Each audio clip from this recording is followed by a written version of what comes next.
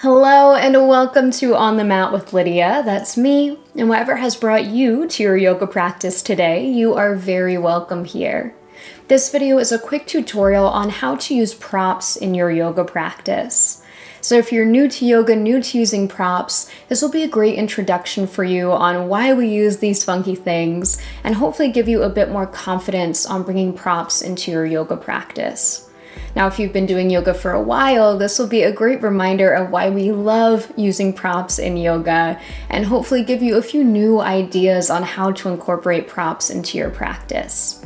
So first of all, what are the props that we commonly use in our yoga practice?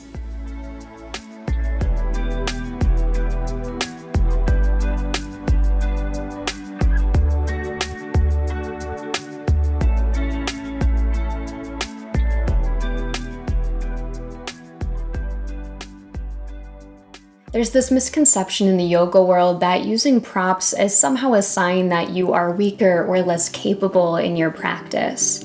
But I hope to show you that props are tools for your practice. Just like you would use a hammer to build a house, you can use props to build your poses. Today, we'll review the 4 most common props used in yoga, as well as the 5 main reasons that we use props in our practice. So those 4 main props are your yoga block, your yoga blanket, your yoga strap, and your yoga bolster or pillow. Plus, we'll talk a bit about 2 more of my favorite props, a chair and the wall. So let's explore how each of these props can be used to deepen and enrich your yoga practice. There are 5 main functions of yoga props: extension, support, exploration, expansion, and comfort. Extension is when you use your props to lengthen your limbs in order to find a pose without straining your body. For example, like you would see in this reclined Padangusthasana or hand to big toe pose, or like you would use in your triangle or dancer pose. Props provide support in your practice by helping you to stay grounded and balanced in a pose. For example, using a chair in Warrior 2, using a wall to support you in a balance pose, or even using a blanket under your heels in Malasana or your yogi squat. Props can be used for expansion, opening your body, and usually in a relaxed, restorative manner. For example, like we see in our supported bridge pose, our supported fish pose, or our puppy pose. Using props for exploration is all about trying new ways to engage your body and mind in the practice. Like maybe using a wall in figure 4, or a block between your legs in chair pose. You can even explore poses like wheel pose with a combination of props. And finally, we use props for comfort, to create a variation of a pose so that your body is most comfortable in that shape, like using a blanket under your knee, sitting on a block, or putting a pillow between your knees in a reclined twist. You can also use props in combination to build confidence in challenging poses and relax into deeply restorative poses. Now that we know the 5 main functions of our props, let's break this down 1 prop at a time. Blocks are probably the #1 most commonly used prop across all styles of yoga asana. These can be made out of a softer material like these, or a firmer material like cork. You can use a block for extension and support, such as in this triangle pose, or in Warrior 3. The purpose is to use the block as an extension of your own arm, or what we usually cue in class as lifting the earth up to you. This use of a block also helps you to stay grounded and keep your balance. You can also use a block for expansion, such as in supported bridge or supported fish pose. Here, the blocks are allowing you to make each pose more restorative so that you can release effort and relax into the shape.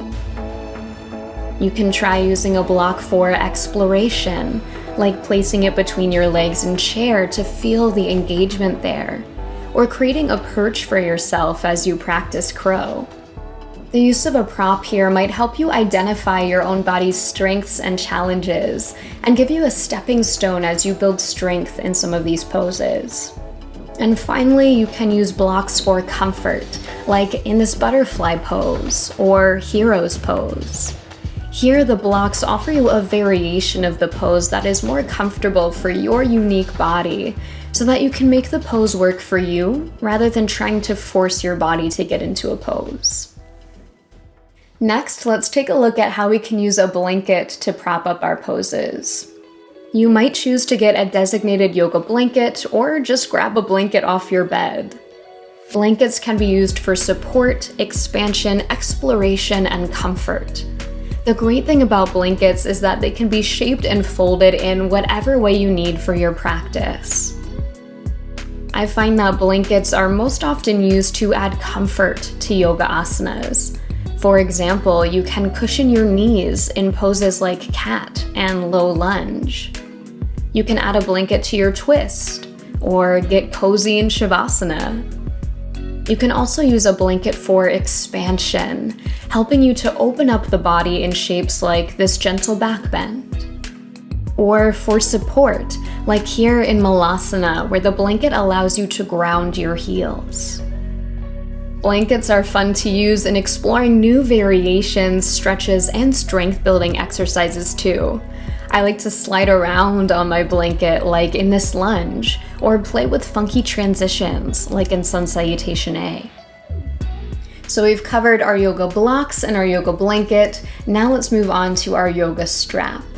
Like your blanket, you could have a designated yoga strap, or you can use a belt or even a rolled up towel, anything that you have handy in your home. Your strap is almost always used for extension, allowing you to extend the reach of your arms in seated folds, back bends, and balance poses. One of my favorite ways to use a strap is in a reclined hamstring stretch called Supta Padangustasana, where the strap around your foot allows you to access a deeper stretch without straining your body. You can also use a strap for exploration, such as in this chaturanga alignment exercise, or for expansion, like in this shoulder mobility exercise. And finally, we have the yoga bolster, or you can just use a pillow right from your bed. Bolsters or pillows are most commonly used for comfort and expansion.